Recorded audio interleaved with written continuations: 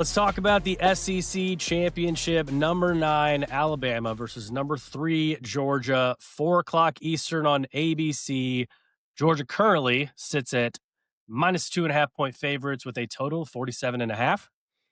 And after all the movement in the SEC the past 2 seasons, the realignment, things leveling out from a talent perspective, one of these two teams is going to win the SEC championship for the 11th time in the past 12 seasons. Yeah, So, no more Nick Saban. There's Alabama and yeah, Georgia in the SEC championship.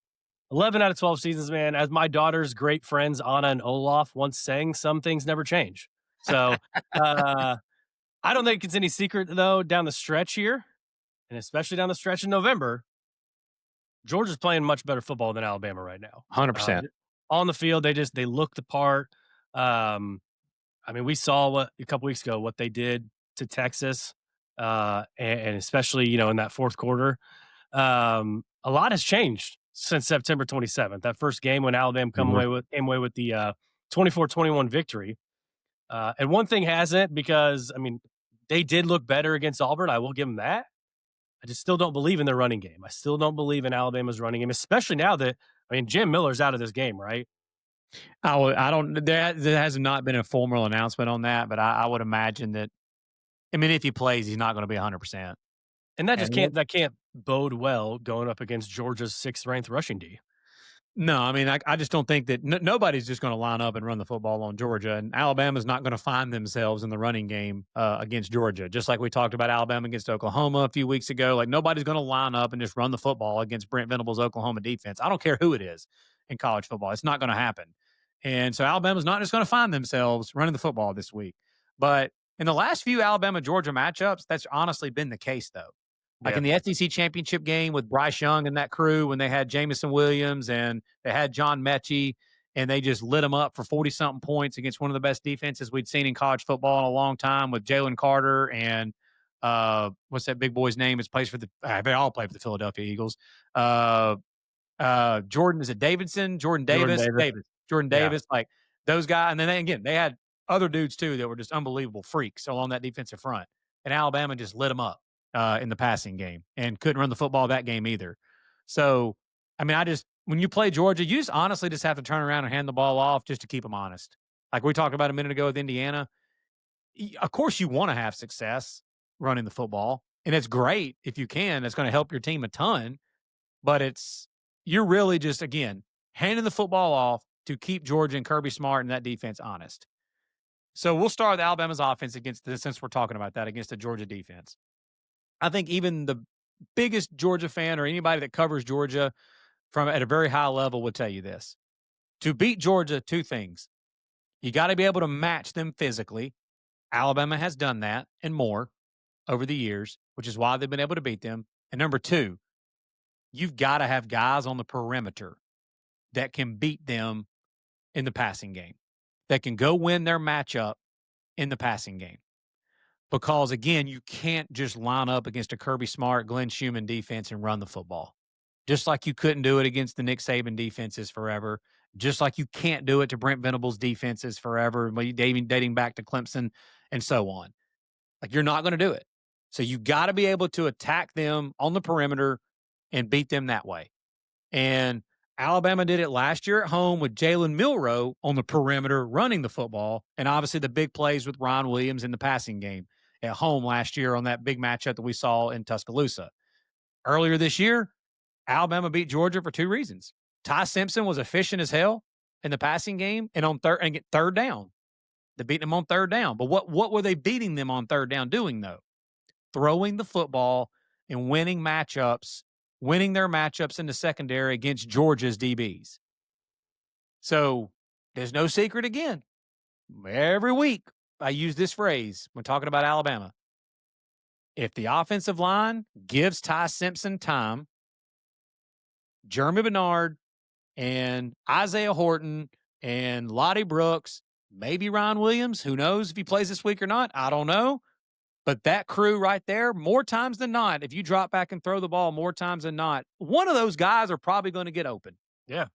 And Simpson is really good at finding people that are open, and he's accurate, which is what he did to Kirby Smart in Georgia last time they played.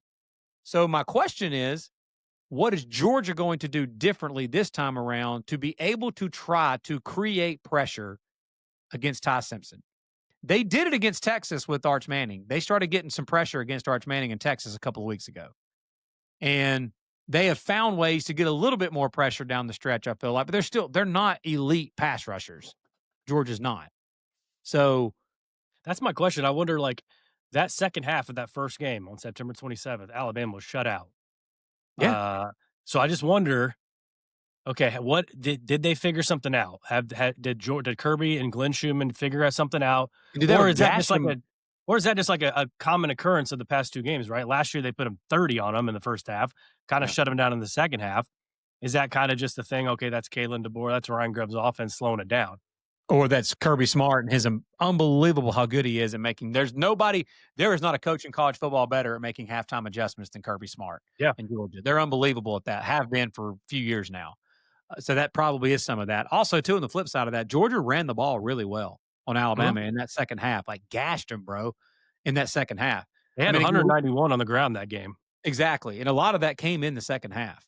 And I mean, Alabama was just hanging on by a thread in that second half. And thank goodness that Georgia against with Kirby Smart and his just absolute beloved son, the son he never had, Cash Jones, that he decided on that fourth down on a 4th and 1 with all Yeah. these freak tailbacks that he's got that's been running all over Alabama. Let's run a play to Cash Jones here.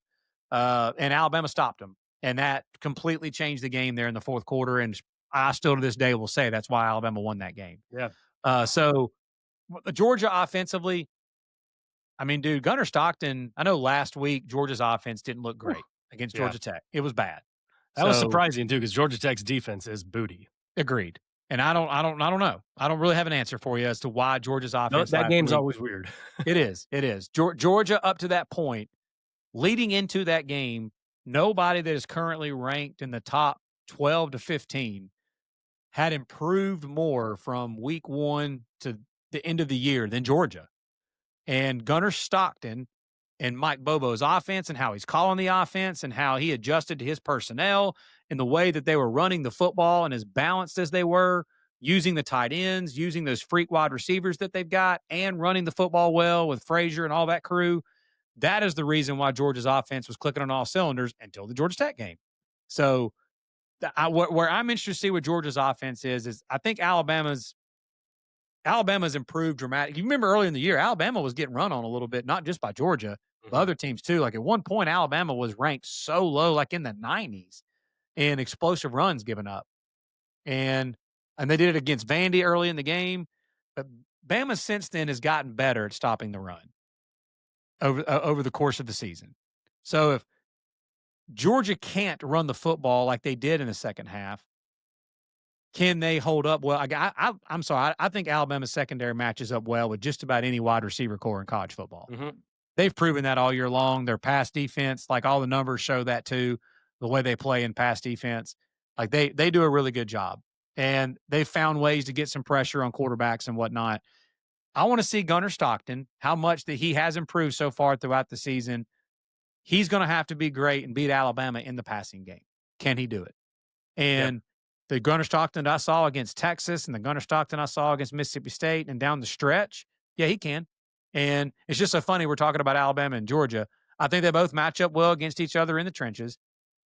I think this game is going to be won on who can stop who on the perimeter. Yeah. I really believe that. I know everybody else is probably going to tell you who can run the football better than the other one and who can win that battle in the trenches. I just think both these teams, man, are going to just whip each other's ass in the trenches like they Yeah. always do. And it's going to be which athlete can win their matchup on the outside, who can force turnovers, who makes the most mistakes, who steps up, makes the big play, like on that fourth down play like we were talking about with Cash Jones earlier that Alabama did earlier this year, who gets who off the field on third Yeah. down, that type of stuff Yeah. is who's going to win this battle. And so, again, can Georgia get pressure on Ty Simpson? And can Alabama slow down the Georgia running game and force it to where Georgia has to throw the football? And I like their matchup in the secondary against Georgia's receivers. Yeah, you're speaking my language a little bit with the turnovers and the mistakes and all that stuff. Let me hear it. Let me hear it. You got some numbers? I mean, Alabama won that turnover matchup in the first battle. Mhm. And it was kind of after that Ty Simpson went on that streak of like kind of fumbling every game. I don't think Yeah. he turned the ball over against Auburn, so that was good. They're 13th in turnover margin in the country, so that's really good. Feel like Georgia has really gotten a hold of their penalties, especially in that Texas game. Like that was one of the things they focused on. They knew exactly who that SEC officiating crew was, and Yeah. they knew exactly what they looked for. And those are the kind of details that the Kirby Smart coaching staff really puts into each and every single week of their game plan. And we all saw who the more disciplined team was in that game. It was Georgia, right? So who's going to be the more disciplined team in this game? Like in years past, couple years past, you'd say Georgia by far, but Alabama's really cleaned up their penalties this year too. And they Yeah. have not Alabama made a get lot of those dumb penalties and dumb mistakes they were making. I know emotions are going to be high at the beginning in this game. You got to try to control yourself, try to temper yourself a little bit, not get out of hand and get a stupid 15-yard penalty in the first quarter. Because, like, you may think, oh, it's the first quarter. Like, who cares? Like, no, that stuff adds up, man. That stuff adds up. Mhm. People get the ball more. They have more time possession, all that stuff. Um, And I know everybody's if you're listening to this, there might be somebody go, I can't believe they're not talking more about the mental block that Kirby has against Alabama and things that like was that. literally my next point. Like, another Okay. intangible. Like, Alabama fans actually believe that Alabama has this hold over Kirby and the Dogs, right? Mhm. Like, dude, over the years, half the battle of beating Georgia is again, you got to match them physically, like Notre Dame did last year, like Ole Miss did last year in that matchup. But you have to actually like truly believe once you get on that field that you can beat that team across from you like that. Like, and when you get in a matchup with as physical as Georgia really is, and for whatever reason, man, like Alabama, like it's just somebody opposing team's fan that's not a fan of Georgia or Alabama told me this one time. He said, "Dude, Alabama fans are nuts. They show up in Athens and they show up at these SEC championship games, and it never even dawns on them that they're going to lose this game to Georgia. Like they don't even think they're going to lose. Like they don't even think it's even a chance that they're going to lose. And that's just what's been created in this. So like I don't I don't know about a mental block. I just think, man, again, it comes down to like you got to be able to match them physically, and you got to be able to have the style of play to beat them. And the margin of error is so thin. Alabama hasn't made mistakes. Georgia has in these games. Like all these matchups, I can think back on Georgia missed like a chip shot field goal and it got Alabama back in the game. Kirby had that fake punt that one time that was absolutely moronic. That was so stupid. It got Alabama back in the game. There's things that they do that ends up turning the tide of the game. It's like this past again earlier this year. I don't think Georgia made a bunch of mistakes. I just think Alabama just came into that game more well prepared, and for Yeah. whatever reason, like that offense just was like so efficient and kept Georgia's offense off the field and got a lead on them, and then it just held on for life Yeah. there in the second half. Uh, the other part of this too, the last thing I want to mention is both these teams are really banged up, bro. I know teams at the end of the year, that's what every coach will tell you. Hell, everybody, nobody's 100%. That may be true, but there's going to be some players not playing in this game and for both sides. Like I don't know, I don't have it right in front of me. I don't know that Mike Bobo's son, the offensive coordinator's son, who's the center for Georgia. I don't know that he's going to be playing or not at this point. Uh, I mean, last I saw, he was definitely questionable to be playing in this game. They've got a few other guys too that are looking at it could possibly be out. Josh Cuevas, who's surprisingly has been the second best weapon behind Jeremy Bernard for Alabama's offense. I don't foresee him playing in this game. Yeah. Maybe he does. I don't doubt he does. Jam Miller is definitely Yep. banged up for Alabama. Parker Brailsford, arguably the best center in all of college football for Alabama, was running around and looked like he literally had a club underneath tape on his ankle, and he came out multiple times in the Iron Bowl this past week because he was trying to tough it out and he just couldn't. Sometimes he would go over, walk it off, get on a bike, get some therapy, and then come back out and play. He's definitely not going to be 100% a week later. So, and I have no idea what's going on with Ryan Williams. Nobody does. Some people said he was disciplined, in trouble. Some people said it was he just hadn't been playing well. I have no idea what the deal is there. So your guess is as good as Yep. mine. What's going to happen there? So Georgia wins this game. They'll probably be vaulted up to number 2 in the college football playoff rankings and secure that top 4 seed in that first round bye. If they lose, I think we talked about it last night. Probably drop down to 5th. Yep. Get rewarded with a home game against James Madison. Right? Who They'll cares? stay. They'll stay ahead of Ole Miss and A&M. Yeah. Alabama wins this game. We talked about it last night. They could vault up to probably 3 or 4 and get that first round bye. If they lose, I think there's a chance they could stay at 9. There's a greater chance they could probably move it down to 10 and stay in. Yep. I mean, we talked about the scenario last night. Like, what happens if they lose by 24 points? Like, what does the committee do then? On our rant that we had earlier, by the way, Yeah. let me answer that question first.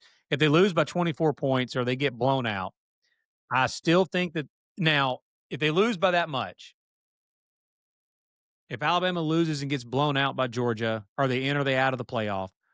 I still think that they would be in, but Alabama fans would absolutely going into Sunday would be nervous because then you actually do put your fate into that goofy committee's hand. Like your fate is in their hands. They're going to be sitting there making decisions whether you're in or you're out. And there's all when all that happens, there's always a chance that some foolishness could go on that we don't know about, and all of a sudden they come up with some goofy ass metric that we've never heard of or whatever just to put somebody else in. Do I think they would be out in that scenario? No. And the main reason I don't think they would be out in that scenario is because Alabama can always pull out the trump card of, oh, who'd we just lose to? Oh, the team that we beat on the road in Athens earlier this year. They've already beat that team. Yeah. If it was somebody else that Alabama had not already played this year and beaten this year, and they boat raced Alabama in this game, now that's a different story. But that loss would kinda negate that win, too. It's not gonna, like, just that win's not gonna trump the loss. It's just gonna kinda negate each other. Right. I didn't mean like necessarily trumpet. I just mean Yeah. like as far as them getting bounced out because they lost to Georgia and got their butt kicked by Georgia. Well, they already beat Georgia too. Yeah. So like, Yeah, yeah, it's very, I very just don't low think it would knock them probability. out.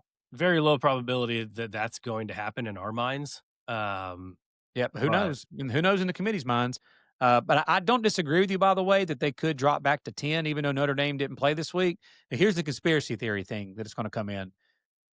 I could see them moving Alabama to 10 and Notre Dame to 9 just so they could have more separation between Miami and Notre Dame. if BYU loses, Miami moves up to number 11, and they Yeah, separate them more. correct. They're still Yeah. separated by another team. Yeah. I could see it, and then they'll turn around and be like, "Well, we couldn't jump them over Alabama because Alabama played in the SEC championship game. They're the SEC regular season champs." So I could see that possibly being something that they would do in that Yeah. scenario. Yeah. All right, man, game picks.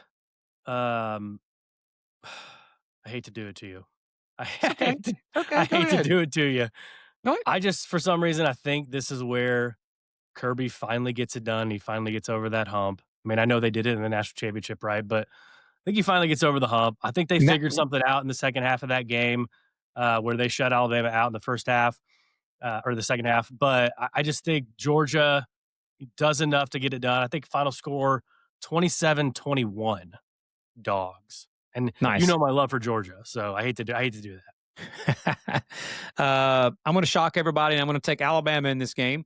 Uh, they're getting 2.5 right now. I think Alabama wins this game 24-20.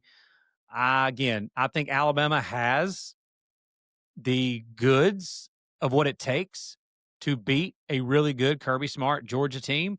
They have the weapons on the perimeter and the passing game and the quarterback to be able to distribute the football to them. They always hold up physically really well against Georgia, which you have to do against them to beat Kirby Smart in Georgia. And Alabama's defense for weeks now they're just not getting talked about enough how well they've been playing. And I think Alabama's defense ends up being the difference in this game. And I think they do cause some problems for Gunnar Stockton and that offense. I think that they have improved from earlier in this year and will be able to slow down that Georgia running game more than what they did the last time that these two teams played each other. Again, both teams, like Alabama has not been playing as well down the stretch, and Georgia has been playing well. But it's so funny. If you can get pressure on Ty Simpson, that is the kryptonite to this Alabama team. That is number one thing that can take down Alabama is you getting pressure on Simpson to where that passing game can't just absolutely bludgeon you to death like they normally do. Auburn's got better pass rushers than Georgia does. And some of these other SEC teams do as well, like Oklahoma, for example. Hell, even Mizzou. They've got really good pass rushers. So I'm going to take Alabama to win this game, and 24-20 is my score prediction. Let's talk Big 12 championship. Number 4, Texas Tech versus number 11, BYU. This game's at noon Eastern on ABC. Texas Tech currently 12.5 point favorites with a total of 49.5. Do not worry, BYU fans. We do not have any Texas Tech fanatics here for this preview. We are not a Texas Tech podcast. We'll say that for the last time. We're not a Texas Tech podcast. We saw in the first matchup in Lubbock, though, man, convincing 20 something on a Sunday. So we'll be back for that. And then after that, like, we'll just kind of start prepping for some of these first round games. So really that's it for us right now. Conference previews, our conference championship preview is always a good episode. It's always fun to just dive deep on just a couple matchups here and don't have like 6 or 7 matchups to like focus on. So really hope you guys enjoyed it. Again, timestamps are in the episode description. If you want to just click on any of the championships you want to watch, they are right there below. So again, for Lance Barton, I'm Tyler Noe. Take care. Have a great rest of your day, and we will see you next time.